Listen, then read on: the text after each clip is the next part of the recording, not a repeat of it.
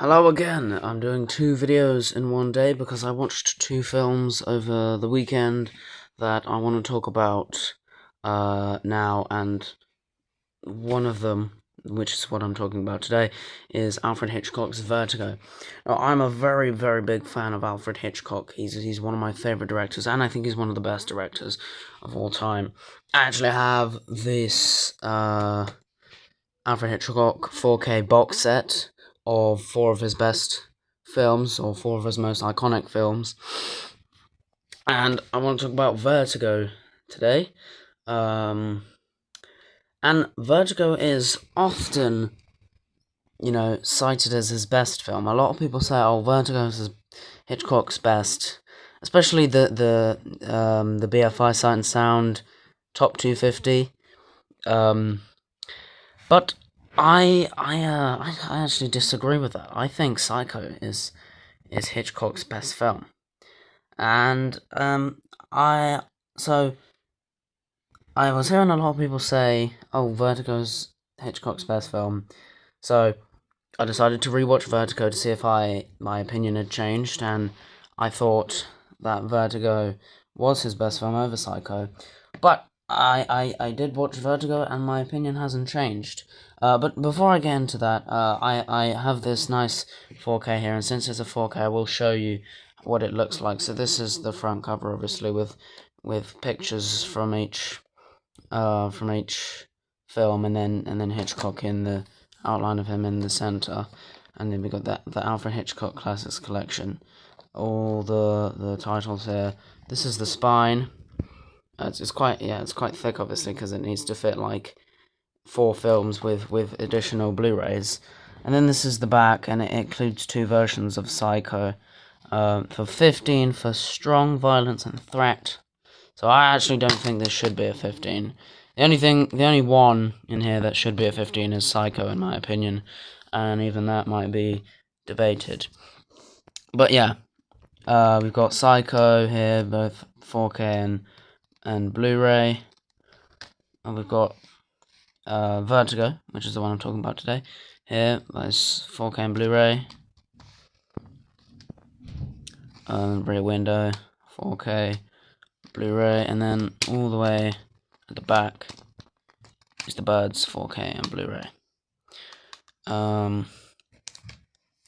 So that's what that looks like. I actually have this DVD here that I originally got until I got this one. And Vertigo looks very good on 4K. I really recommend this box set. It's a really nice box set. But the reason why I think Psycho is better than Vertigo is I think Vertigo reaches higher highs than Psycho. I think Vertigo has really good, like, deep psychological themes, and I think James Stewart, he's one of my favourite actors. I think he does a great job in this, and it's got really great themes of, like, obsession, guilt, regret. The only problem, and the only thing I think that drags down Vertigo, everything's going well, Vertigo builds up and builds up, and then the ending, I really don't like the ending. The ending is so abrupt and so rushed. If you don't know the ending of Psycho, if you don't, or not Psycho, Vertigo, if you haven't seen Vertigo at all, Vertigo is a film about, spoilers, by the way, it's a film about a man named Scotty, who is asked to investigate this guy's wife, and he ends up investigating this guy's wife, but the guy's wife ends up killing herself. So this man Scotty, he goes kind of crazy because of this, and he gets very obsessed with the guy's wife who died. Then eventually finds out that she didn't die. Well, she did die, but she didn't kill herself.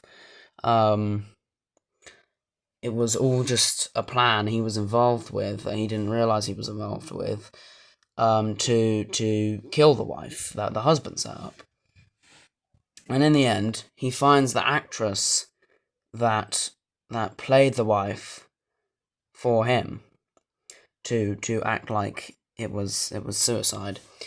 And in the end, she reveals the truth to him in this big tower where the actual wife died. And the ending, a nun comes up the stairs and scares the woman, the actress, and she falls off the tower and dies. That's the ending. I feel it is incredibly rushed and incredibly abrupt, and I really don't like it. It would have been cool if they had, like, in some movies where they have like a final twist, but it's not really like explained. Just you see something and that could have been cool, or maybe like an ambiguous ending for such a psychological film. I just felt the ending was like it builds up and it doesn't. It just builds up and then falls off, just like the woman. But so, and also, I think Psycho had was far more innovative, really, while also having psychological depth with Norman Bates, a very very psychological character and a very psychological film. It had a lot of innovation, I think, because it sort of was the first slasher film.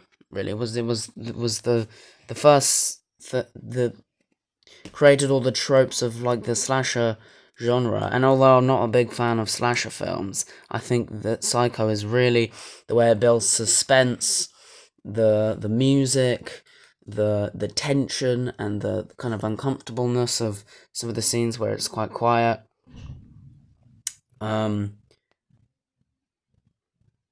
Before Psycho, all the horror film villains were like monsters. This was the first one where it was just a human being. So I really like that, and yeah, I prefer Psycho because the ending to Psycho is haunting. It sticks in your mind. The ending to Vertigo sticks in your mind, but not for a good reason, because it's like, oh, that was it. But the ending to Psycho is really, really kind of scary. Well, not so much scary, but is a memorable ending to the film.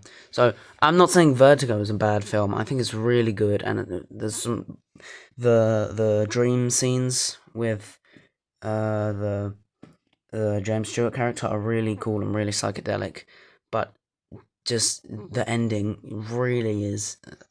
So I'm gonna give it a 9 out of 10. Meaning it's a great film, and I think it's definitely one of Hitchcock's best, but not his best. So 9 out of 10, a great film, but not a perfect film.